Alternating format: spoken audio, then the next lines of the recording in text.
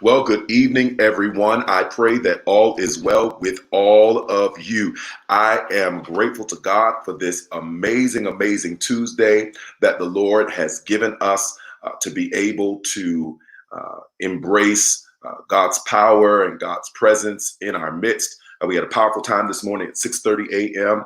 And then God just really met us in prayer and worship at the noonday hour. And I am so excited about this opportunity to share in conversation this evening around the topic of mental health in the Black church. For many of you, you may not know that May is Mental Health Awareness Month. And since May is Mental Health Awareness Month, and we seek to be a church that doesn't just focus on the normal church liturgical ecclesiastical things, but we want to make sure that we minister to the holistic person, mind, body, and spirit. It is important that we not ignore or avoid topics such as mental health. And so I'm going to ask that y'all will come on in the room, get your cell phone out, get a device out. I'm going to Hope Fellowship, the Victory Center right now, and I am going to share this broadcast because I believe it is going to be extremely impactful. This is going to be perhaps one of the most powerful conversations that I believe I've ever had in the context of the local church environment. And so I'm so grateful for all of you that are joining us. I'm going to introduce my panel of special guests in just a moment, but I want you all to get on in here. Mental health in the Black church. Those of you who are in covenant with the Ministry of Hope Fellowship, as well as in covenant with John Paul McGee Ministries, I'm asking that of all nights to share, that tonight you would do that. Because there are so many people that need to not only hear this conversation, but to participate in this conversation. And so I am so serious but yet so blessed that you all are open to this opportunity to grow and to be better. And so y'all come on in this room, come on in. I'm trying to get it shared on my phone so that we can move forward, right? How's everybody doing? Let me see how y'all doing. I need some people to talk to me out there. How y'all doing? How y'all doing today? How was your Tuesday? How was your Tuesday? I pray that it was well. I pray that your families are well. I pray that your health is well. And that above all things that you're prospering and in health, but even as your souls prosper. So y'all come on in the room. We're going to give everybody just about another moment to get in and get settled. My phone is moving slow, and I just got this phone. I got this fancy iPhone 11, and I got to type it all over again. Mental health in the Black church. Come on in, y'all. And as you come in, make sure you share mental health in the Black church, life beyond the altar. We've also set it up tonight for persons that have questions, that your questions can be offered anonymously. And so at some point during this broadcast, we will provide you with the opportunity to be able to send those questions in so that you can get them answered. Not everybody wants to expose themselves, and we totally respect the anonymity and the confidentiality that also comes along with having these types of discussions. And so no fear there. No fear there. All right, y'all, in here, we got about 33 in. We about to get started. Of these 30 some odd people, we only got 11 shares. I need to see at least 9 more. I need to see at least 9 more. I'm doing well, Deacon Juanita Shropshire. Good to see you. Minister Hill, all is well. I'm glad to know. Rose, God bless you. Lavonda Williams. Sister Donnie, bless you. Janet Jackson, I'm doing good. Good to see you. Wanda Poole, Mother Mamie, Abdias, hey. That's right. Come on in. Sister Elaine Meeks, God bless you. Those of you who are watching on YouTube as well, thank you all for being here with us this evening. Thank you all for being here. Y'all are getting in here. I appreciate that. All right. So we appreciate God for you and your dedication to the cause of Christ and to love for one's neighbor and for self. Trying to get this screen squared away here. Tasha Morgan, bless you. You're a staff minister and licensed therapist for a large Black church in Virginia. Thank you so much for joining us. And we ask that you would share this as well. Thank you, Pastor Morgan, Latasha Morgan, Pastor Morgan in Virginia, bless you.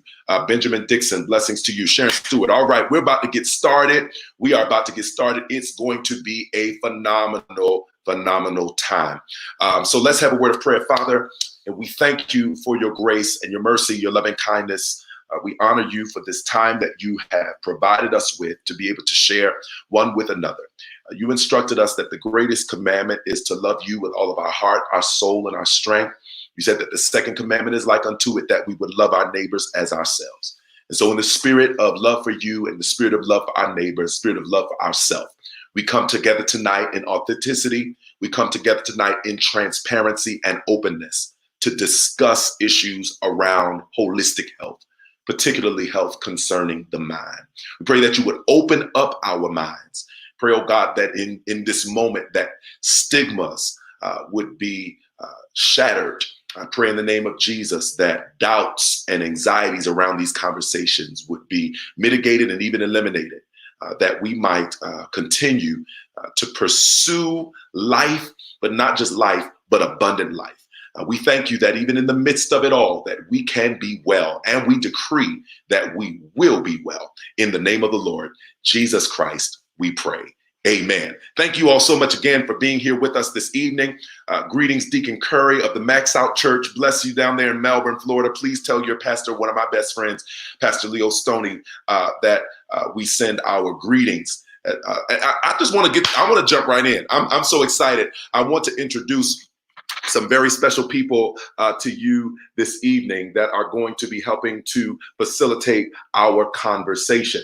One of whom is my doctoral mentor. Last week in our racism conversation, you got a taste of the one and only Reverend Dr. F. Keith Slaughter. His other counterpart in our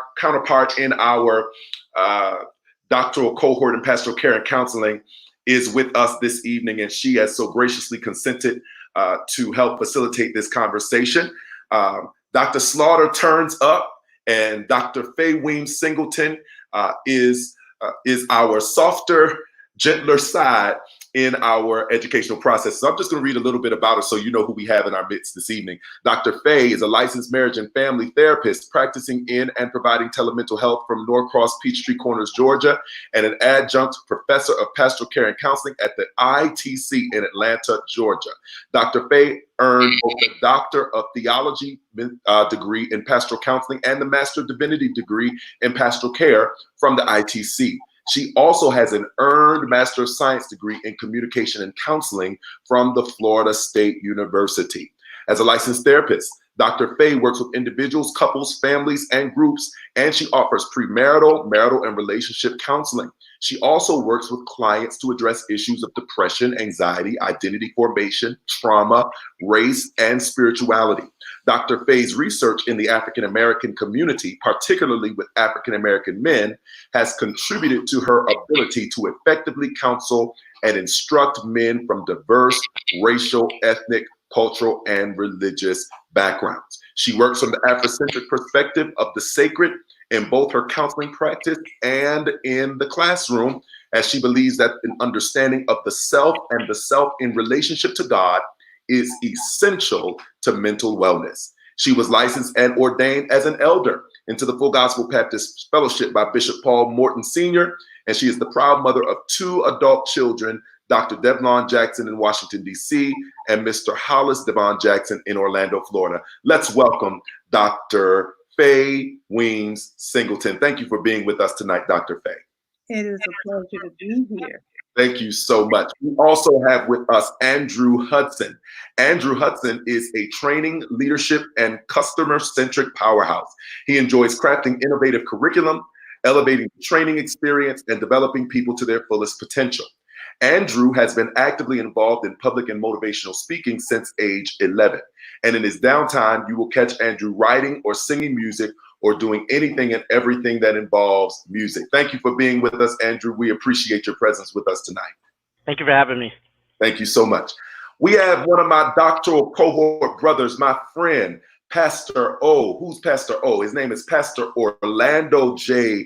Bego. He is a graduate of the Calvary Christian College, earning a Bachelor of Science degree in Biblical Studies, and is currently at the ITC pursuing a Doctor of Ministry degree in our Pastoral Care and Counseling cohort. He has received certification as a Certified Program Coordinator from the Maryland Mentoring Partnership and a Certified Life Skills Trainer from the Arise Life Skill curriculum.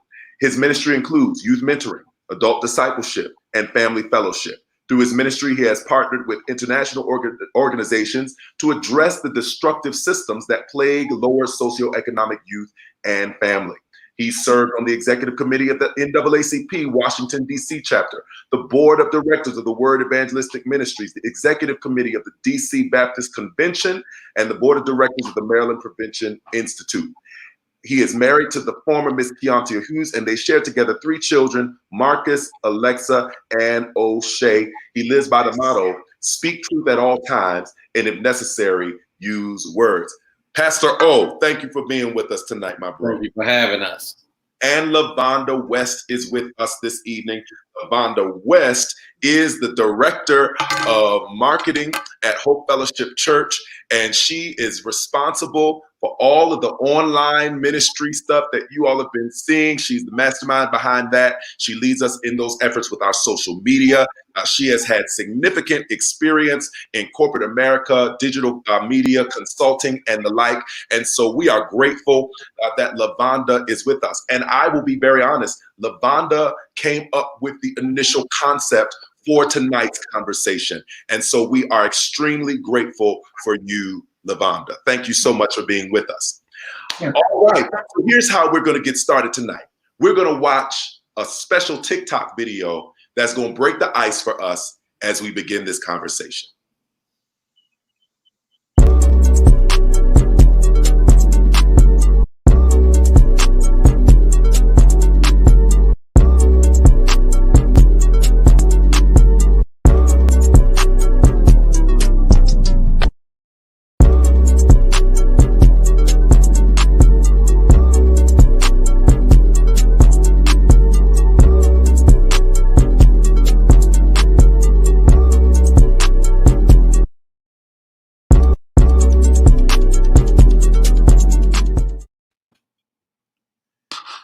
That was so impactful, but yet very short. There are so many barriers that people have when it comes to talking about issues of mental health, particularly for those of us that were raised in the African American church, the Black church, the Black church. There are certain words that were thrown around in various eras and epochs of time: crazy, retarded. He or she got problems, they off.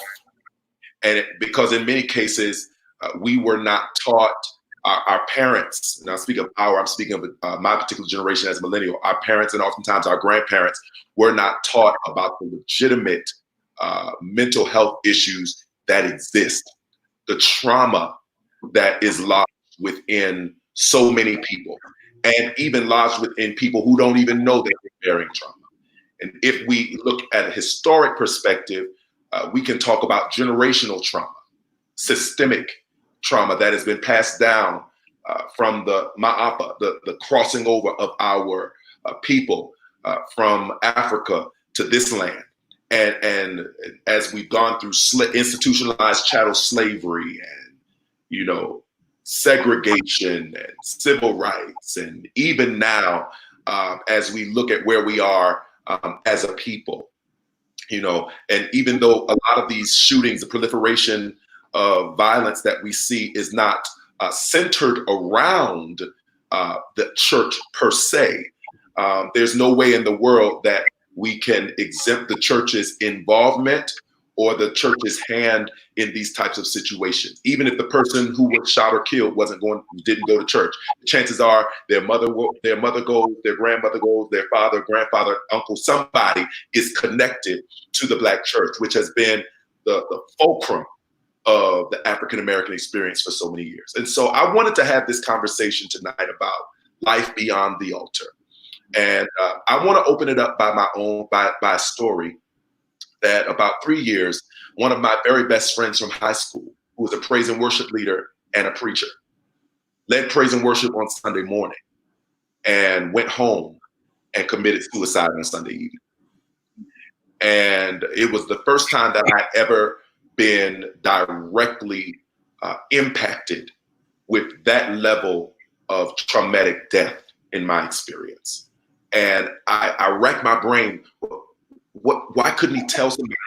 Why couldn't he talk about it? What could have been done to stop it? And since that time, I have been an advocate, probably not as vocal as I need to be, but I've been an advocate for mental wellness and mental awareness. And so, because I realize that we can sing, we can shout, we can dance, we can run the aisles, we can preach until we're blue in the face, but that may not fix everything. And I know we have a theology that says Jesus fixes everything. But we also have a theology on the other side that says the Lord has placed resources in the earth that things may be helped or fixed. And so I want to just open up the conversation tonight. I'll begin with Dr. Faye. Can you address perhaps why there has been such a stigma and such a hesitation around dealing with issues of mental health in the Black church? That is really a multi-layered question, but I think it is at that point of looking at how the Black church has been institution in our community. And if we go back as far as the time in which our ancestors were enslaved, when they were not, just even as today, we were not recognized and are not recognized as persons. What did the church do for us, the Black church? It served as that one place where we had an identity, where we could be important, where we could feel important. Unfortunately, in feeling important, we learned how to mask feelings, because that was the place where we had to put forth this image. We got dressed up. That was the only time we could get dressed up during enslavement. And as time went on, I recall growing up, you don't touch those clothes. Those are your Sunday clothes. And so there was this facade that we put on, and we learned how to put on this front that everything was okay. We went there for this release. And so we've learned how to mask our problems, and we've learned how to hold it in. We've learned this grit and bear attitude. And then that's been imposed upon us by society, because we're not looked at as persons. You know, it takes 40 bullets to take us down because we're not really human. And so we have been looked at as not being human, and we have internalized this aspect of, I've got to grit and I've got to bear it. And as a consequence, we have internalized shame, which causes us not to be able to be vulnerable.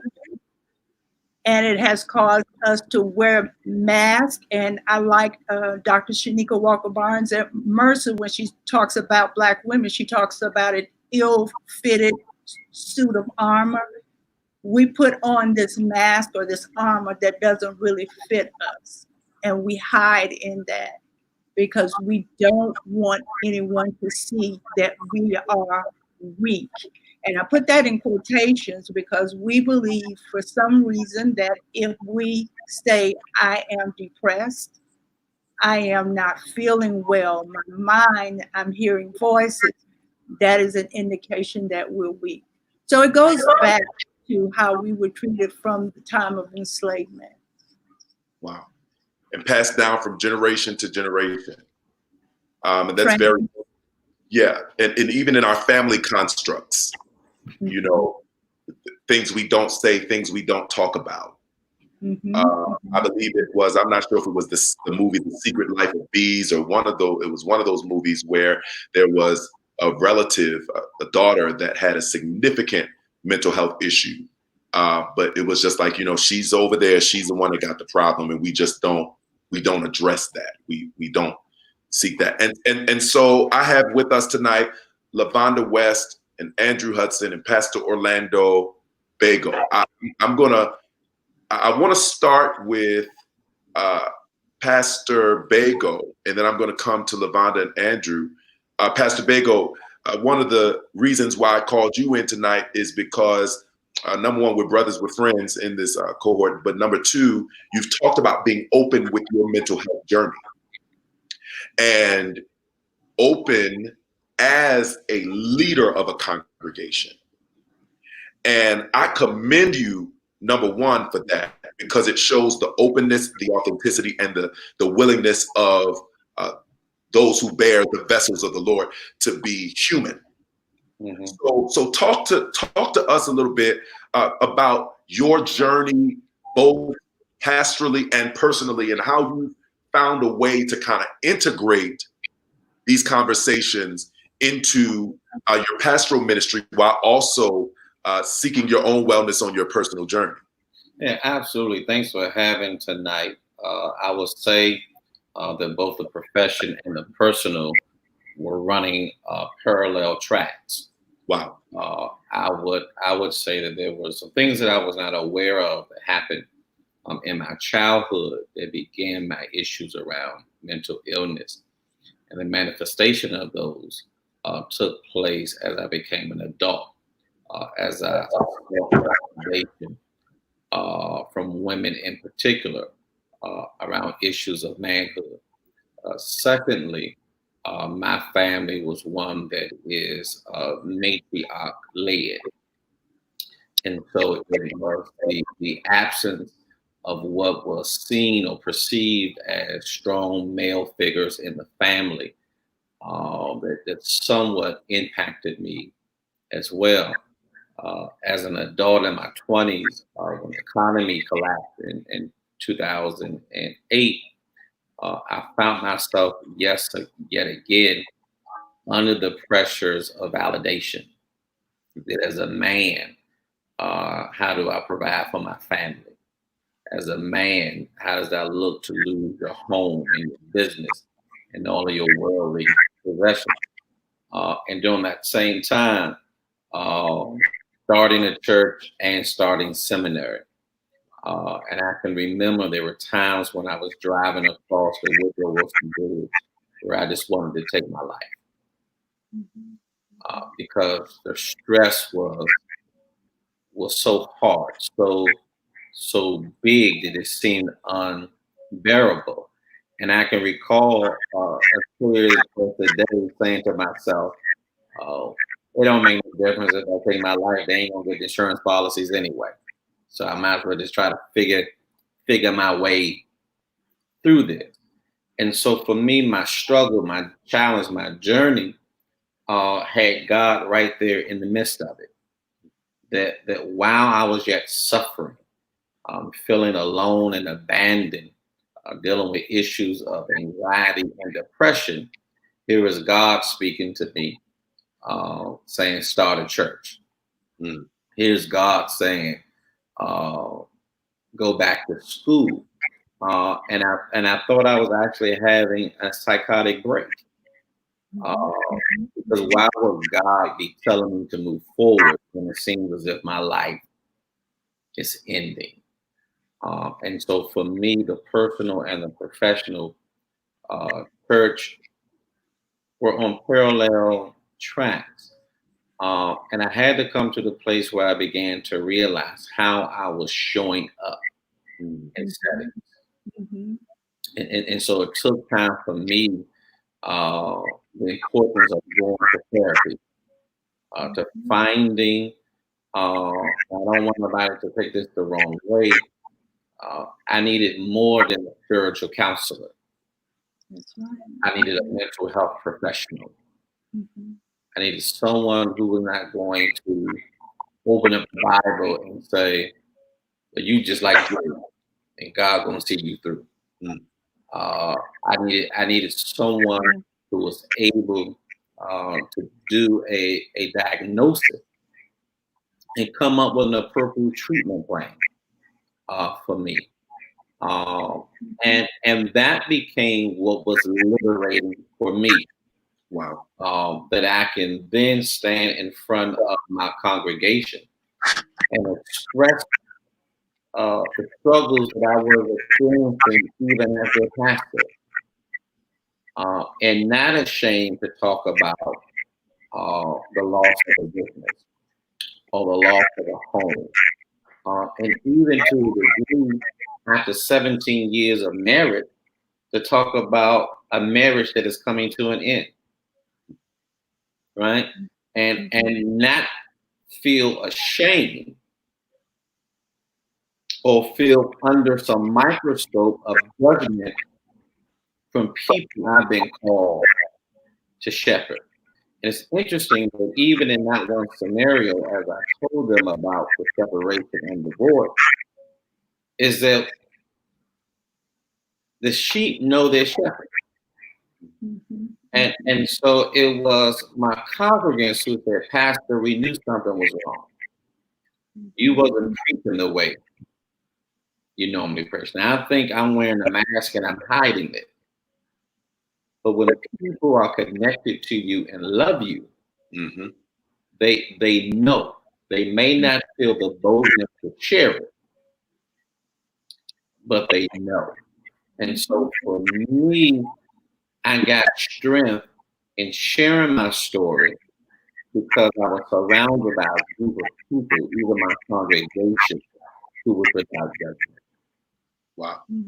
And so what I'm hearing is that for a while, personal and professional were running parallel. And when I speak of professional, I'm speaking of pastoral ministry.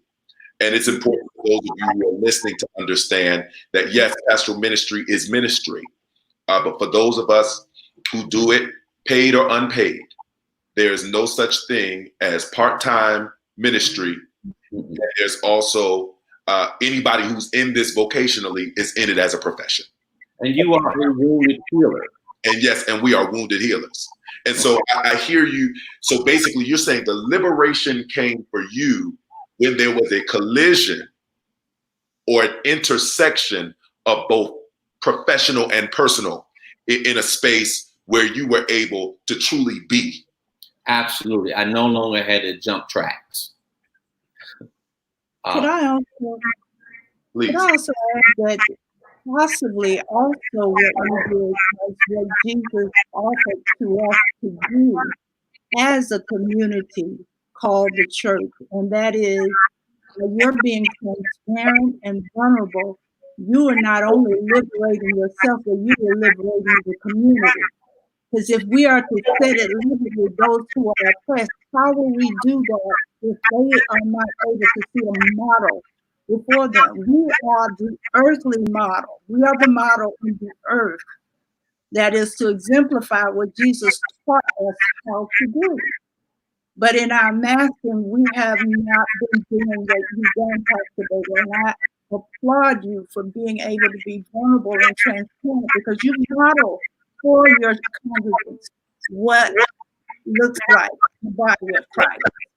Yeah, because the model is on display for everyone to see, to gaze, to gawk, to cry, to post, to measure.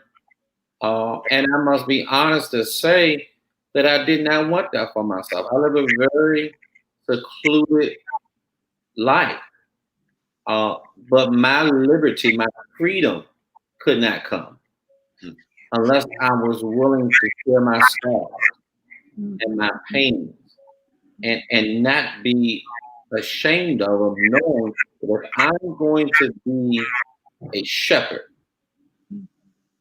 and I'm going to tend to flock, and there are times when I have to stick my hand into the bristle, and I might get pricked, and I might get blood, and that scar does not go away, but it serves as a testimony. And so for what I've learned to do for my congregation, for my children, I don't mind now sharing. It's still hard, right? It's challenging, uh, but I know that it's necessary because I think too often uh, our secrecy calls for generational curses,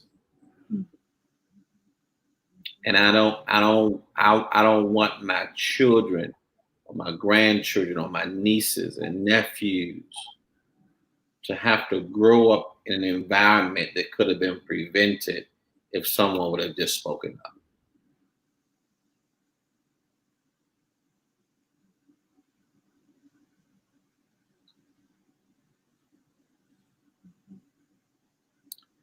I think there is a lot more uh, that I would love to share open,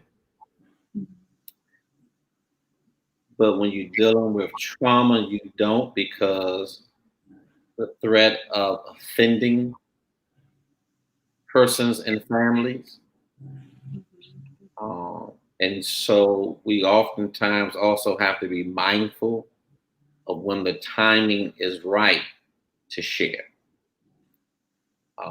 As I mentioned in the green room, my father is 80 years old. He'd be 81 this year. My mother, she just turned 78 years old. And so have to be very intentional Right. of not only what you share, but also the timing of which you share. Um, because you also have to take in consideration the people who surrounded you, who have served as the hedge of protection in your life. And so for me, that has been my parents. To still this day, I'm still their baby. And that's very helpful because what you have shared with us, you've demonstrated to us how important it is to be transparent and how if we could lift that stigma that we aren't to talk about it. Because if you all are like the home that I grew up in, or most of us as African Americans, what goes on in this home stays in this home. And so if we can lift that to understand more about how important it is to have these discussions, just as you said, hopefully we can prevent or decrease the likelihood of continual generational patterns that are destructive, that are harmful to us.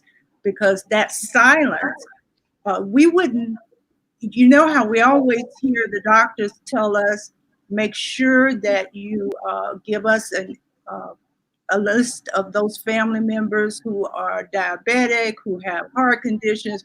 What are the pre-existing conditions? And we find that many doctors don't ask these mental health questions, but the same way we understand and value those physical pre-existing conditions as being determinants for certain behaviors, certain health conditions, we have to also consider the mental health issues as well. Mm. So that history is very important because many of us don't realize that there are certain mental illnesses that are hereditary. For instance, schizophrenia and bipolarism, manic depressive. Those are transmitted genetically. Mm. And so we do need to be aware of what our family history is. But for so long, we have said, well, you know, that's just how Uncle Joe is. Well, you know, that's just how I is, as opposed to being able to say, wait a minute, I think there might be something else going on, or we might need to look at our history, our mental health history, to try to find out what it is that we need to do and how we can get help.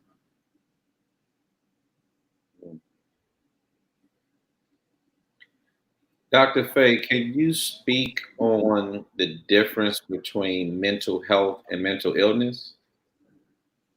Well, you know, mental, those two terms have been used interchangeably, but mental health is that broad broad category, and mental illness are the different illnesses that fall up under the mental health disorders. So when I talk about bipolar, borderline, schizophrenia, those are the different mental illnesses. Mental health now is a term in which we are really kind of saying more spiritual or mental wellness or spiritual wellness is an overall encompassing.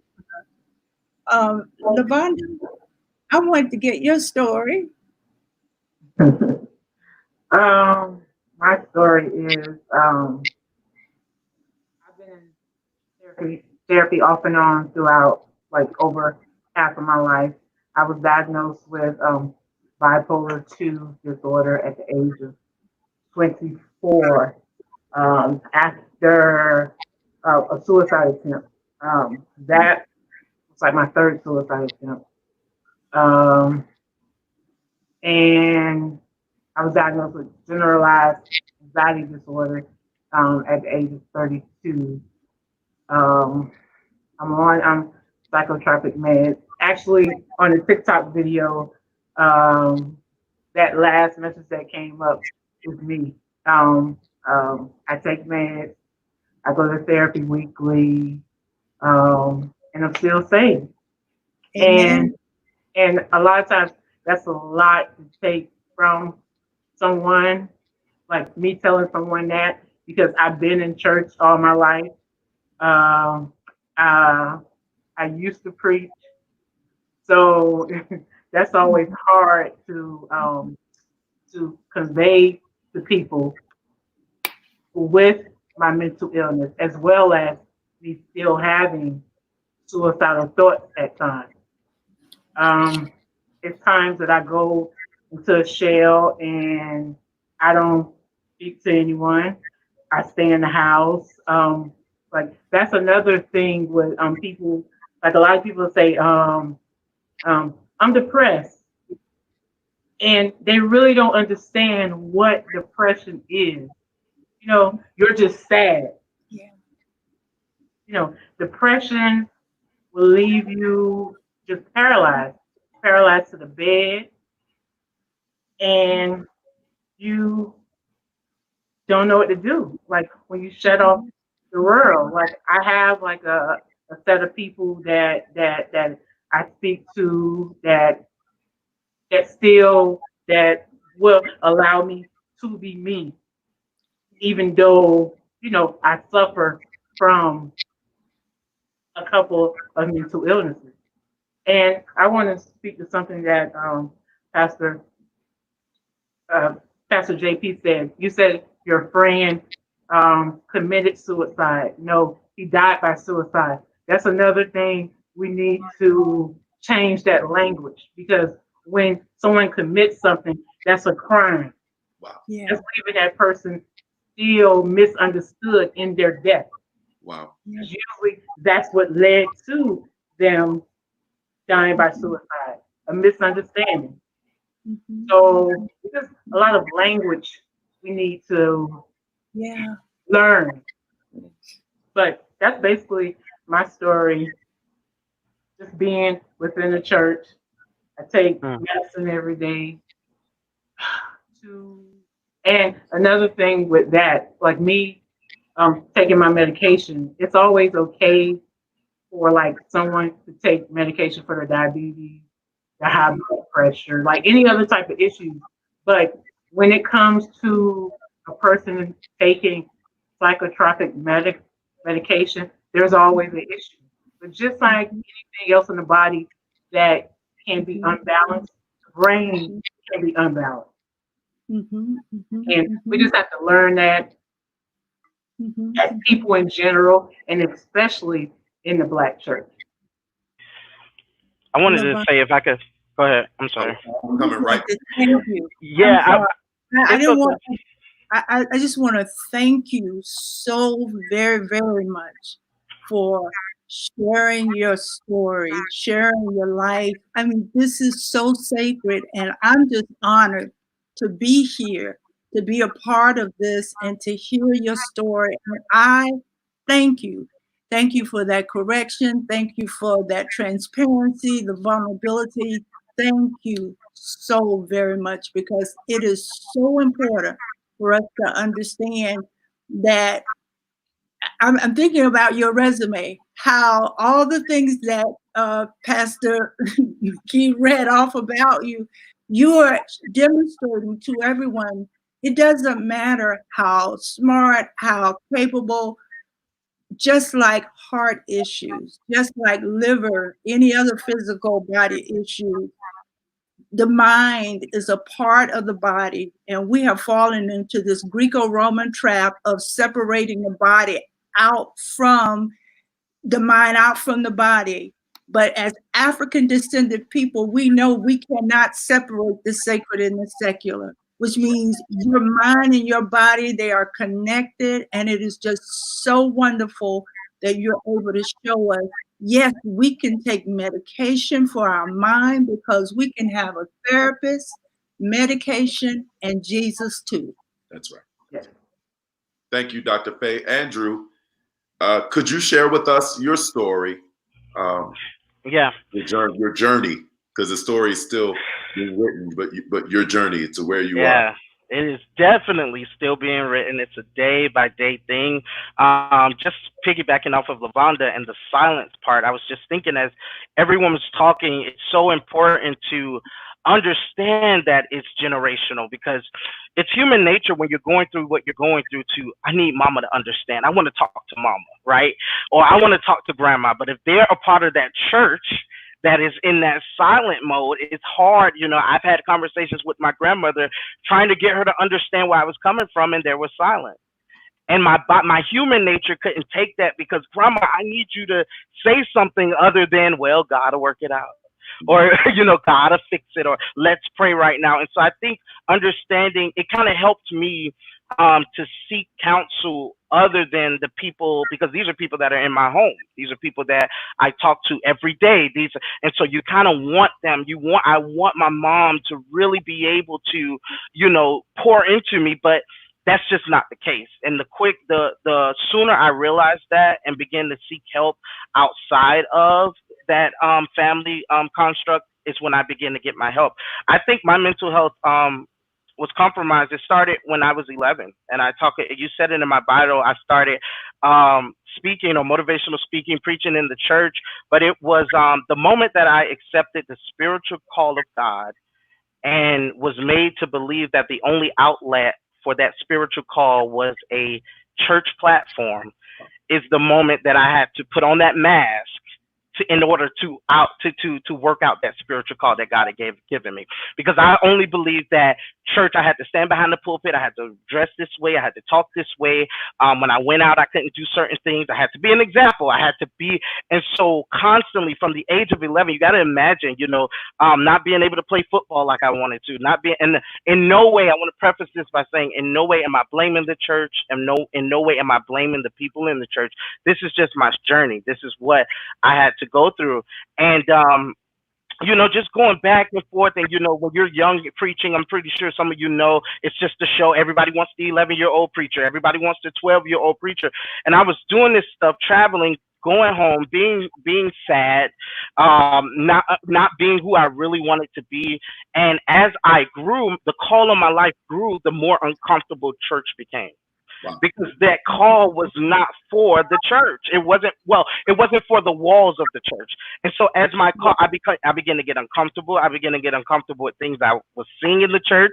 I started, you know, speaking out a little bit more, because I found myself just literally losing my mind, because it's like, this stuff doesn't match. What I feel, how I feel is not matching what I'm doing. And so I was 21 years old, 2013, when my first attempt of suicide. And that's when I started getting help that's when I first started getting help outside of the church. And it is a day-to-day. I'm still, you know, even getting on this, I back in 2016 is when I broke away from the church completely. And I'm shaking now, because I get a little anxiety, even that, like, this being a church platform gives me, because of the change that the church put on me, I run away from that construct, that organized religion. It gives me anxiety. it gives me, and even now I live in Virginia, and I'm attending a church, and I finally this year sat down and told the pastor about my history and things like that. But I told her I don't want to, because it does something on my mental health to be in that, oh, well, the ministers sit here and, you got to do this and you got to talk this way or you got to live this way and make sure you do this. And so I'm still, it's a day by day thing. But I think the moment that we are able to live our lives, like that, the real lives, the moment I'm able to live my real lives is when I have relief from that burden of mental health. Yeah. Thank you, Andrew, for sharing. And even as you share, I hear dimensions and vestiges of my own story. I started preaching. I got licensed to preach at 14. I started preaching years before then. And my entire journey in ministry and in life has been while tethered to this gospel, and not only tethered and bound to the gospel, but also tethered and bound to the church as an institution. And I tell you all, it has been and continues to be a journey. I recently in 2018 pledged the best fraternity this side of heaven, Kappa Alpha Psi Fraternity Incorporated. And, it's very interesting that the church as an institution is very similar to fraternal organizations. And I'm not sure if that's supposed to be the case.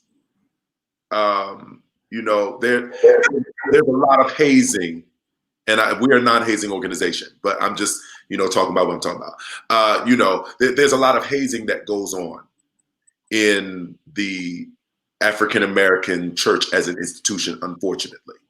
And whether it's subliminal or blatant, you got to do it this way. You got to sound this way. If you don't, particularly those of us in neo-charismatic, neo-Pentecostal, if you don't read it like this or preach it like this or express yourself like this, then it's inauthentic. It's not anointed. And, if you are different or exceptional, having any type of variance from a normative construct, then you are demonized.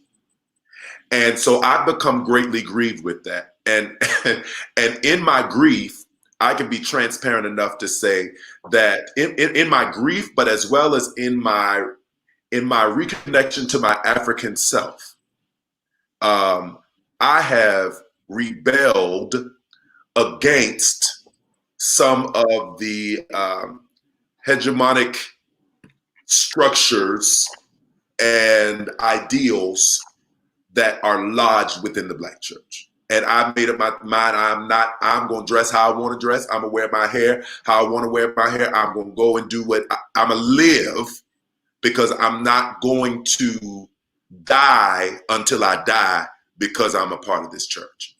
And so it's very interesting. I think that me and Bego have a tremendous opportunity, particularly with being seminary trained and with going through this pastoral care and counseling cohort for the Doctor of Ministry. We have a sensitivity, I think, that some others in our profession are growing into. And we have access to information and resources.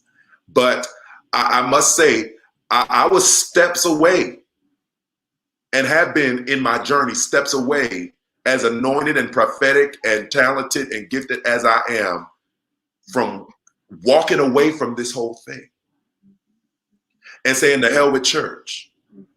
I love Jesus, but I don't want church no more. And I still have those moments, probably more than once a week.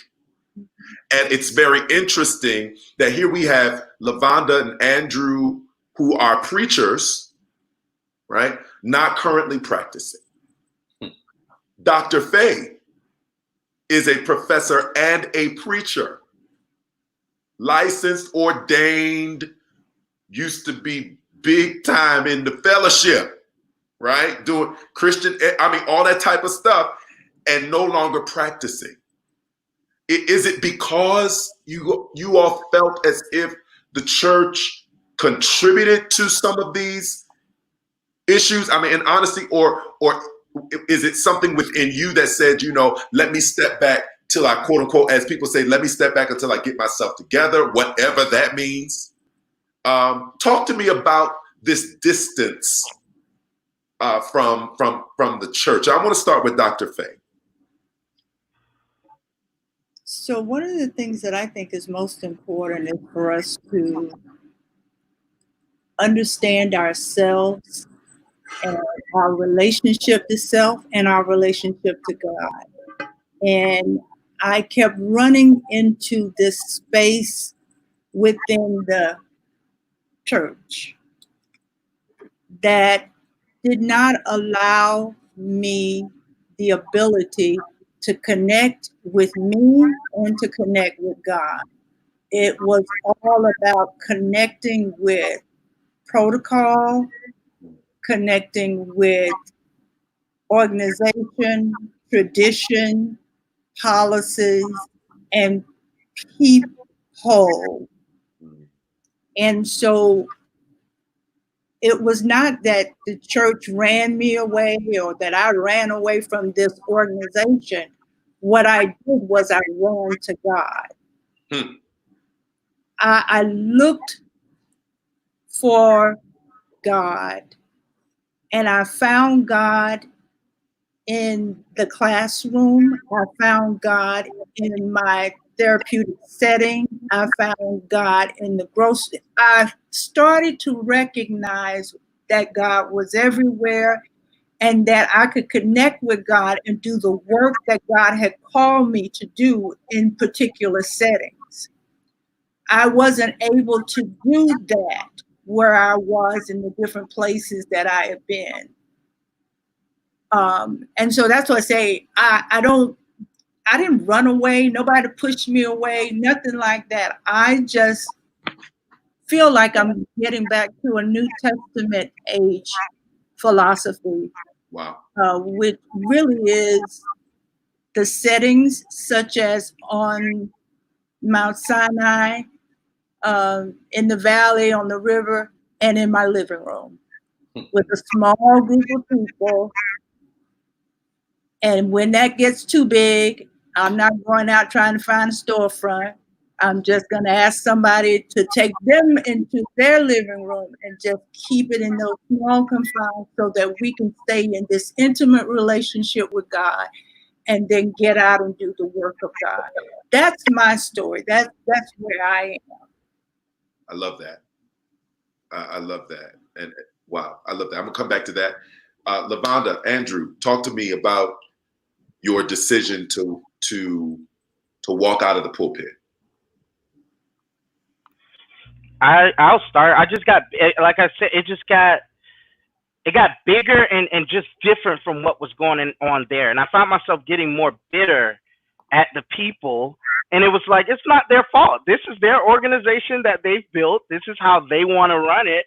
But as the doctor just said, it really ran me to God. And how do you tell your grandmother, your family who has driven church Sunday, Tuesday, Friday into you that I'm going to God. I'm not coming to the church, but I'm drawing closer to God, and it just speaks and it just allows for opportunities. I've had way more opportunities to find people where they are, to meet people, because as much as we can say, we're the church and we're coming down to their level, sometimes there's still that a glossy barrier that blocks you because it's a church or because it's organized. I found myself in places that I've never thought I would be in, talking to people. Even on last night, I'm home visiting Miami, my family in Miami, and I was at a party, and there was drinks there and different things going on, and I was able, and one of my cousins was there. He kept saying, "This is the preacher," and I'm like, "Could you stop saying that? Could you stop saying that I'm the preacher?"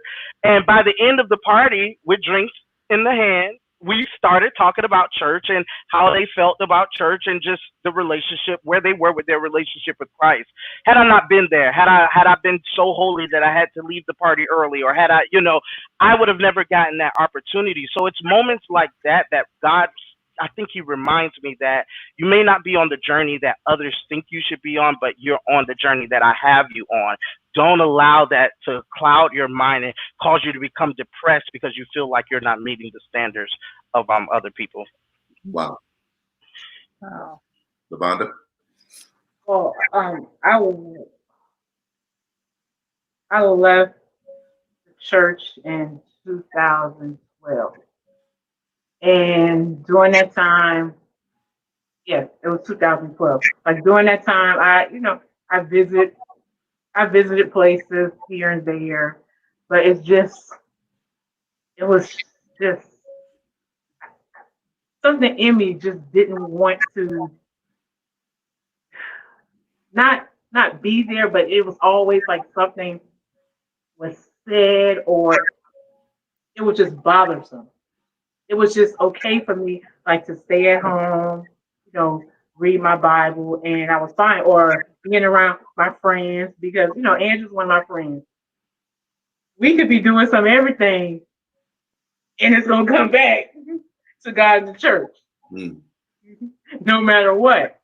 So when I left during that time, it was just to like find myself or like center myself because I just was so bothered. It was so much like going on within me that I really couldn't explain, and the people I was around wasn't really nurturing that. And then it was a lot of things I went through like during that time. Then I would say when I found God again, it was in the most interesting place. It was in the gym. Mm-hmm. Pastor John and Paul and I had a conversation. Wow. I remember that. And that just awakened Wow. something in me. Mm-hmm. Mm-hmm. I still don't want to be in church like I was. Mm-hmm. I'm fine just being, a participant, Mm-hmm. just, going to church, coming home. I don't want to get in that space again. Mm-hmm. Because in that space, it's like I didn't have freedom. Now I have freedom. And that freedom is just my relationship with God, not the God of my parents, not the God of my grandparents. It's like I know God for myself now. It's very interesting, and I hope that everybody that's watching has noticed that no one here has castigated, beat up on, um, or denounced the power and the profundity of the church as an institution. No one here has done that, and so I hope that we're listening with open ears still. And one of the things I was listening to, and I heard, just I'll say it was the Spirit, is that every institution will have its share of trauma attached to it. Mm-hmm. Mm-hmm. It's just that it's difficult to reconcile a space that we, and I use that lightly, but most church going people have looked at this space of church as one where we receive healing, deliverance, hope, and help.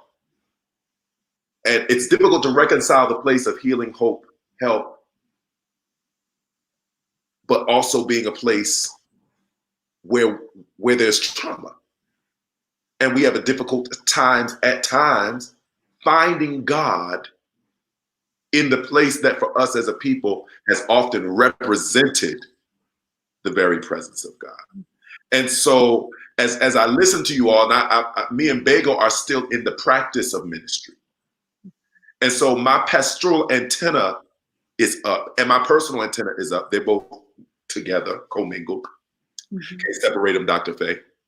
But as I'm listening, one of the things that I am committed to is creating a space for God's people to connect with, yes, the foundational truths of the gospel. We're not unearthing theology here, nor are we preaching freedom as a license for quote unquote sin, however we want to identify that. But that's what Paul would say, that we not use our freedom as a license.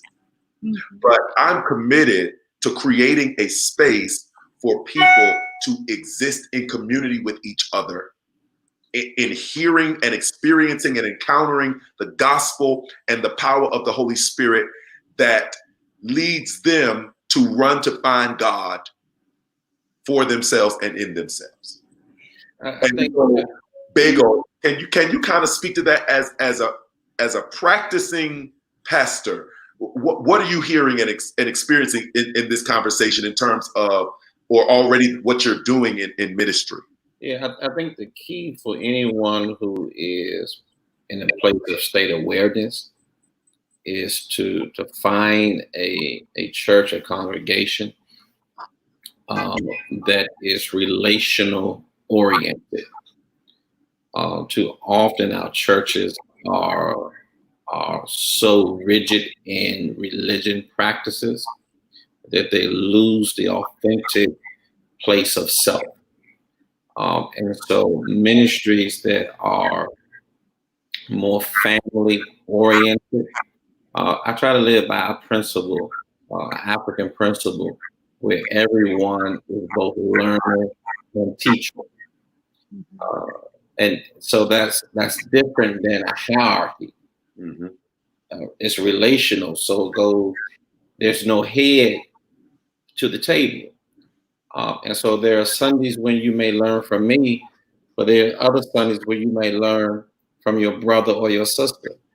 And so we have special days throughout the year, whether it's mental health, Sunday mornings when we discuss domestic violence and other issues of trauma.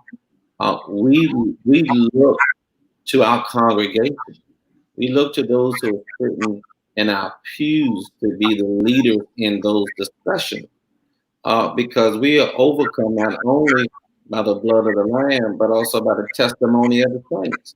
And so I need to create a space in my ministry that is not just sacred, but also safe, where you can freely express who you are without shame, and give you the opportunity, the platform to talk about trauma past that you've experienced, or even where you are in the present day, and know that people in my study are going to do nothing but love on you.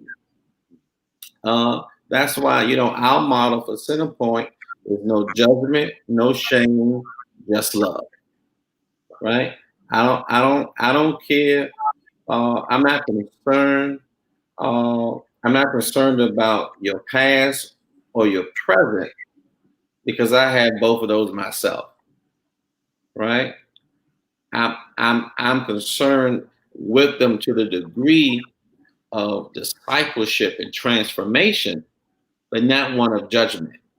Right? So if you are connected to a ministry that is authentically relational, then you will work with people who genuinely care about you.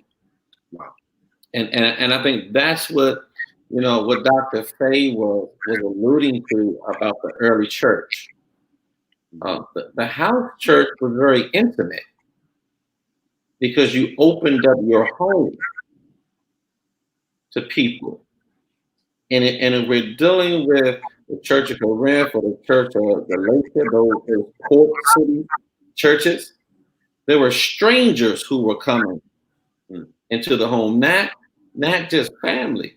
And so I think the church has to be a place where you call stranger friend.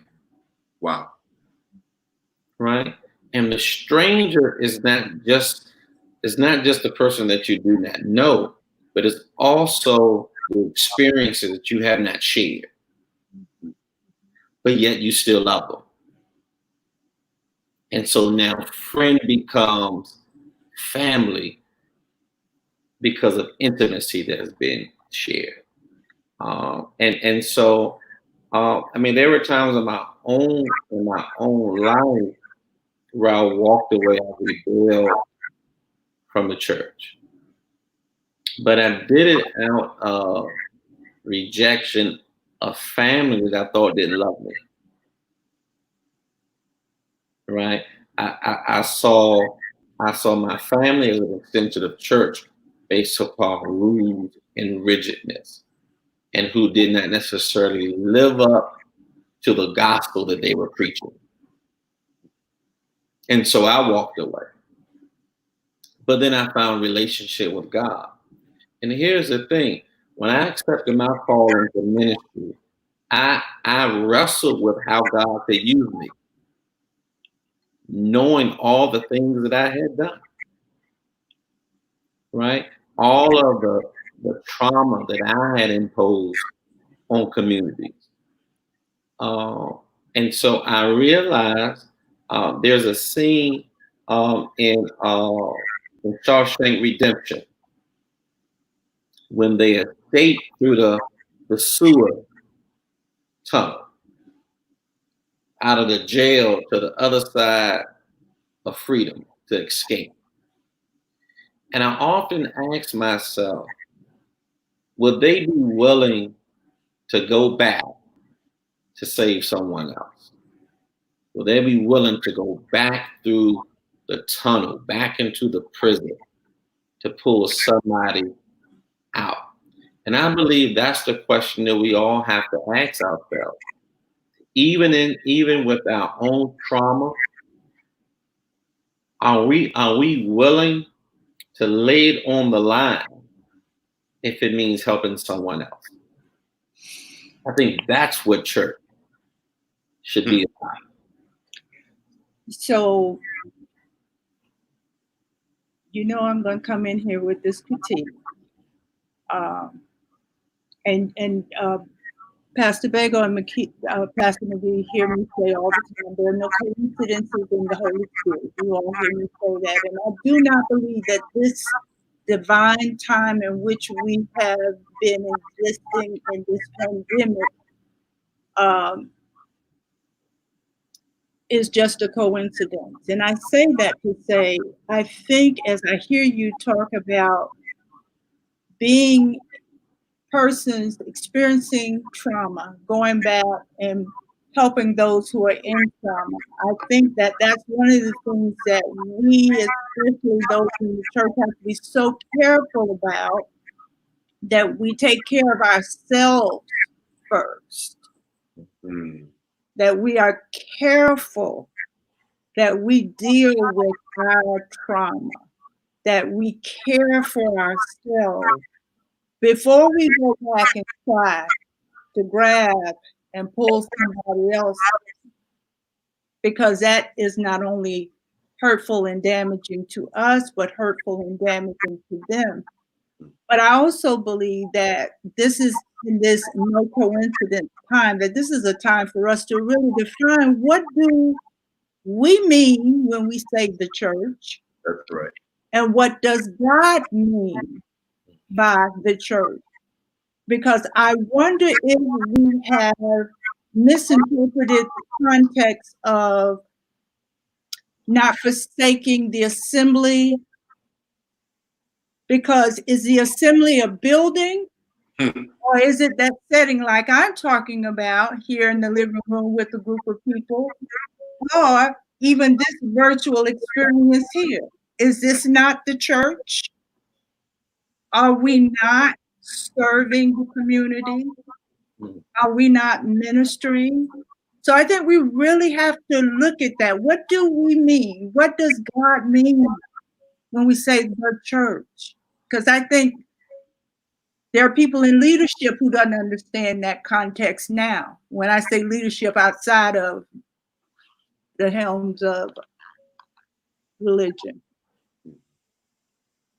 It's very interesting. I have to jump in there because one of the things that I've been saying is that I believe that the Lord orchestrated an eviction from the sanctuary so that we could be the church. And this comes from somebody that probably on two hands can still, in 35 years of life, count how many times I've missed church by choice. And I've had to embrace the reality that gathering and community cannot be relegated to one particular location. And in many cases, and I heard this said, and I don't know who said it, but this eviction has agitated the church addict, which is a disorder in and of itself. Those whose functionality in life centers around their ability to engage in the physical location of a sanctuary. So much so that their language is all about, I can't wait to get back to church. And here's the thing, I tell people all the time, I am probably the churchiest non-religious person that someone can be. You put me in a church service, I'm going to church with the best of them. I'm going to dance and run and shout and hoop and holler and everything that come with it, because that's who I am. That's my embedded practice.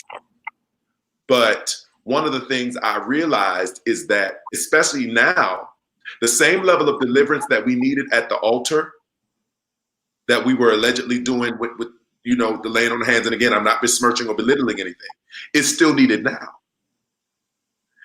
And so I've been thinking about this whole thing of the altar.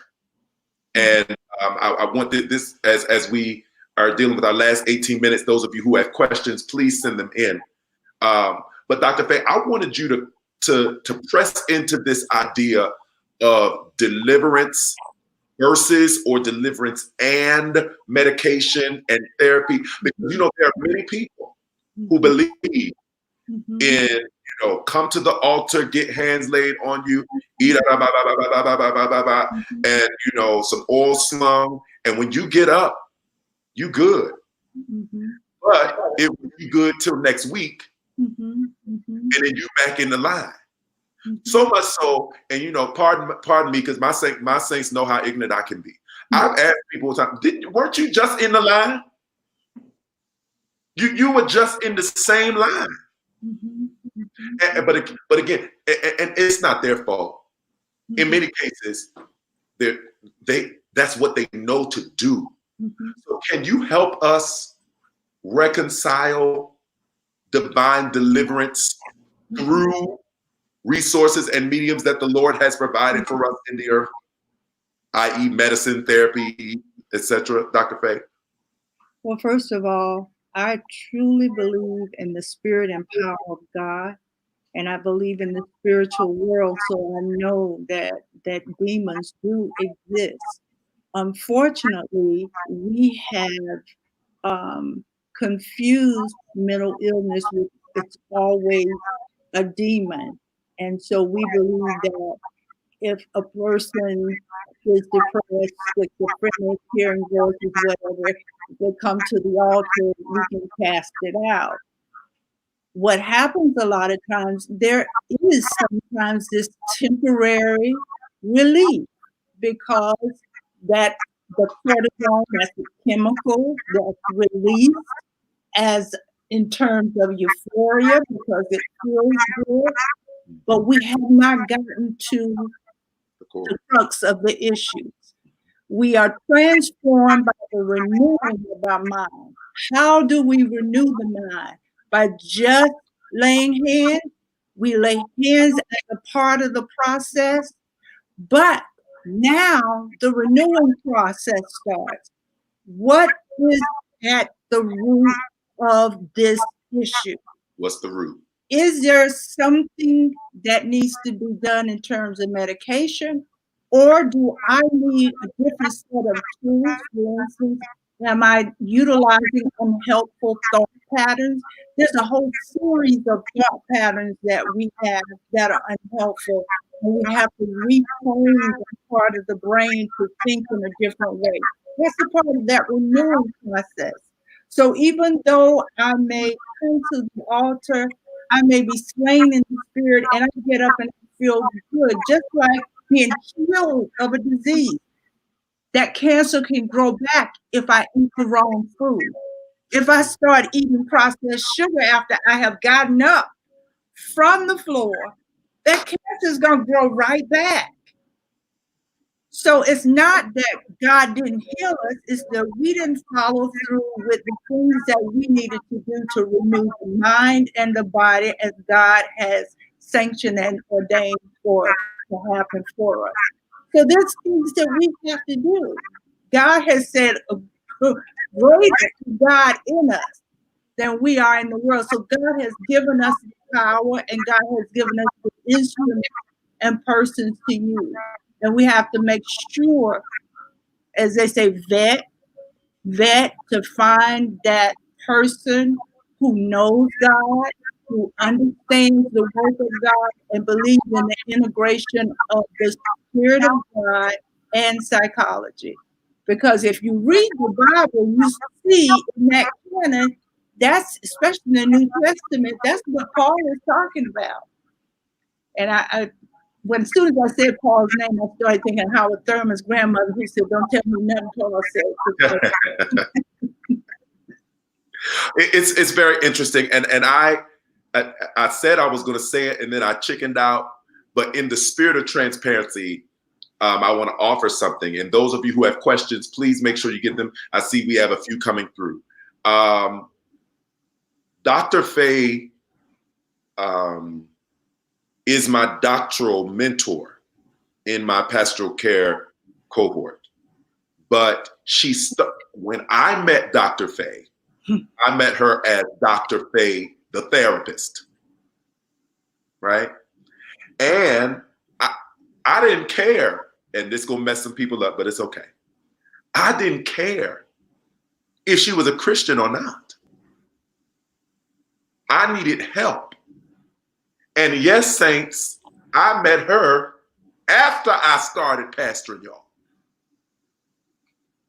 Yeah, I met her in 2018, 19.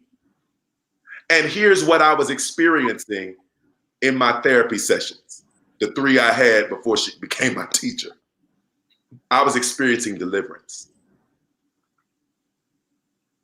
I was experiencing a non-religious, non-charismatic, in terms of the hocus pocus ecclesiastical deliverance, because we were getting to the root issues of the mind. And when we talked even about, I remember bringing up medication at one point, and we started having that discussion.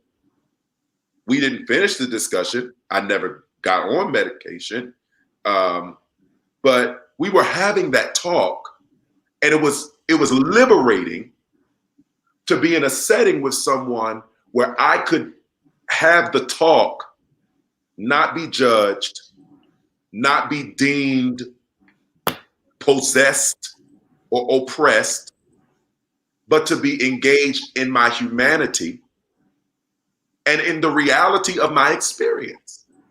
But hold on, brother. Could it be that what you did experience was the embodiment of God in me, as I met you at the well, as Jesus met the woman from Samaria? Now, don't you mess with me tonight. Don't you get me turned up. Engagement, you about to get me started. No, yeah. Could it be?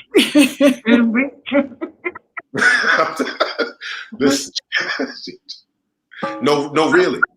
And I say that because I wanted to come naked before you all, the same way that Bego exposed himself. In the same way that Andrew and Lavonda and even Dr. Faye have exposed themselves, I wanted to expose myself tonight. And I understand that there's a difference between transparency, vulnerability, and exposure. There are certain things I'll never expose the general populace to. But I want you all to know that it is okay. It's okay to not be okay. But it is not okay to not be okay and think it's not okay to find help. And so tonight, there's no way we can, and again, as y'all saw it scrolling across, I just want to reiterate, we do not, this is not therapy, and we do not assume a therapeutic relationship with anyone during this discussion. But I will say this, I want you to go. I want you to find one. And, you know, like Dr. Faye said, you have to vet, look. Sometimes you got to drive, unfortunately, for an hour or more. If that means I got to fly to Atlanta to see somebody, you know, because again, I told somebody this the other day, I said, if I'm going to be exposed before somebody, I'm going to be exposed before somebody who, if they tell it, I'm going to be a multi-millionaire after they get finished, if I ever find out. John, you know, and a lot of us have wound up telling people, and there's nothing wrong. You can choose that. You're an adult and grown, but we wind up sometimes telling people who, even pastors, and I'm coming to you, Bego, your pastor is a pastor. And I'm about to get in trouble because I may have some pastors on here. Your appointment and calling as a pastor is not a license to practice counseling on your sheep. I am not a therapist. I'm not a counselor. I offer spiritual guidance, and I'll offer it for 30 minutes. And if in that 30 minutes I realize after we prayed and talked that it's above my pay grade, I'm going to outsource you, and the church will help pay for it if you're in the need of it, because that's not my skill set as of yet. But yes, it's important. I want to get to some of these questions before we have to go. The question is for Andrew. My son is in the state hospital. So Andrew, I think I hear you saying that I should not push my son into church. If so, what do you suggest I do once he comes home? I also want to know what Dr. Faye thinks. And this is Maddie Ford, and I have walked with Maddie Ford and her son through some very perilous situations. So it's in you all's hands. Yeah, I just want to start off by saying I don't think this is my personal opinion. I'll have Dr. Faye come after me, but I don't think it's beneficial to force anyone to go to church. You know, we grew up in where they force you to clap your hands or stand up and do this. It's not genuine. It's not real. As far as your son goes, I'm not personally, I think everyone is different. I thank God for the mom that he gave me, the route that I went. My mom was not forcing. I went to church because I wanted to go to church. My mom did not force me to stay in the house or, you know, not go to, she had a little bit more freedom with me. But again, I have a younger brother and a younger sister. We all took different routes in life. We all do different things, but we were all raised the same way. So I don't know if I can give you a specific thing to do or to allow, or whether to say, oh, force him to go to church or not. I don't think it would be beneficial to force anyone to go to church, in my opinion. But Dr. Faye? And my response is a question: which is most important, that he gets to know God or he gets to know the church? And so there are ways, especially starting with him coming home from the state hospital. I would hope that he would be in touch with a therapist on a routine basis, and you would want to make sure that clinically trained therapist is also biblically trained, so that your son is able to start to find his own, what we call deliberative theology, get to know God for himself, surround him with God-loving people who are not going to be proselytizing and pushing and judging, but modeling the love of God, modeling how God would want him to be cared for and how God cares for him. You'd be surprised that when people are able to see, even your son, God embodied in how he's treated, they begin to ask questions. And quickly, this has always been one of the greatest testimonies for me, is when I had a young lady who was a Wiccan, and we know Wiccan means witch, as a client. And as she sat with me and I am listening to her story and I am asking her all these things she's saying, I'm saying, well, how has that helped you? How does that, and she said, it does this for me, it does that. Like, really? And so I'm helping her to realize the contradictions in what she was saying without judging her. And finally, one day she asked me, so do you believe in God? I said, yes, I do. She said, oh, so you calling me you're a Christian? I said, yes, I'm a Christian. She said, you can't be. I said, why can't I be a Christian? She said, because you haven't tried to tell me how I'm going to hell and what's wrong with me. I said, so how have you experienced me? She said, I don't know. It's just you're different. It seems like you care about me. Mm. So we can definitely demonstrate God without forcing. Who knows? Just by modeling God for him, he may ask you, hey, is there a place I can go where I can be around more people and experience this more? So that's my response. Mama Pamela Lee White says, can we equate Hebrews 10:25? And for those of you who don't know what 10:25 is, it's the whole don't forsake the assembly of yourselves together. Can we equate Hebrews 10:25 with our online Zoom gatherings or conference calling? I'm gonna throw this one to Pastor Bego. I think you can. I think we have to be very intentional in this season of how we reimagine what community looks like. Even in our use of technology in the church. It doesn't have to just be Zoom or conference call, but even how you send postcards and regular things in the mail. What we do at Cemetery every month is that we put communion cups, a message from the pastor, an envelope, and we send it to our members. Now that is a great expense to the church because it's not flat parcel, but it's still a form of connectivity. And so we have to be very creative of how we stay engaged with our people. Yes. Thank you. Next question. If we have any more, because I want to respect all of your time. And Dr. Faye, would you say we all have dealt with an issue in our lives, some bigger than others? And it is how we deal with it? I think we all have dealt with something. That's a part of being human. As human beings, we deal with all kinds of issues. However, I think it's very important that in order for us to really begin to manage whatever those issues are, we've got to name it, we've got to acknowledge it, and then we have to seek out the assistance to help us. One of the things that I'm in the process of grieving with my children with the loss of their father, who we just buried Saturday. And one of the things that even I, as a therapist, I had to stop and acknowledge what I was feeling, how I was feeling, and sit and talk with someone, because that's important. Because even though we think we know we are dealing with something and we know what the issue, we even may say, well, this is hereditary, this goes back generations, this is in my family. We still need that other person who can ask us the questions that we're not even able to delve into, that we can't touch. One of the things as human beings that we push back from is pain.